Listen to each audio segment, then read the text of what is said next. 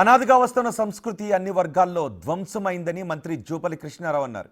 ఇది ఎన్నో అనర్థాలకు, నేరాలు, ఘోరాలకు, రుగ్మతలకు దారితీస్తుందని ఆవేదన వ్యక్తం చేశారు. సమాజాభివృద్ధి సాంస్కృతిక సదస్సులో పాల్గొన్న జూపల్లి పలు కీలక వ్యాఖ్యలు చేశారు.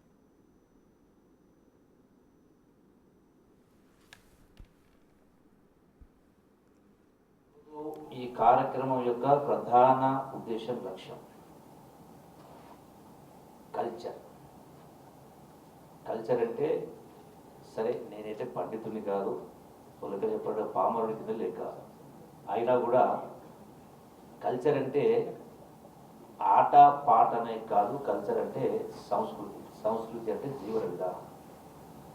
ఈ జీవన విధానం అనేది ధ్వంసమైందనేది వాస్తవం.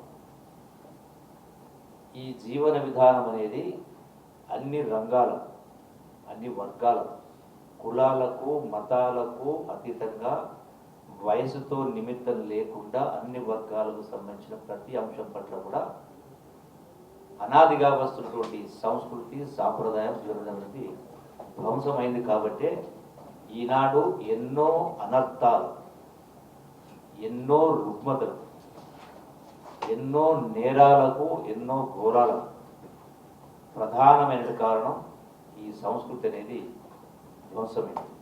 విద్యా విధానం కూడా ధ్వంసమైంది. ఆలోచన విధానం ధ్వంసమైంది. ఇవన్నీ కలగలిపి ఈ రోజున ప్రతి కుటుంబం కూడా ఏదో ఒక రకమైనటువంటి అసంతృప్తి కావచ్చు, బాధలు కావచ్చు, అప్పులు కావచ్చు, వ్యసనాలు కావచ్చు, రకరకాల వీటన్నిటికీ మూలం అనేది ఇది ప్రధాన కారణం. సో దీనికి ప్రభుత్వం చేపట్టేటువంటి సంక్షేమ అభివృద్ధి కార్యక్రమాలు మాత్రమే సరిపోవు. ప్రధాన అంటే మూలం అంటే మూలాలోకి వెళ్తే ఆ మూలాలను సరిస్తే తప్ప సమస్యలకు పరిష్కారం దొరకదనేది నేను గమనించినటువంటిది.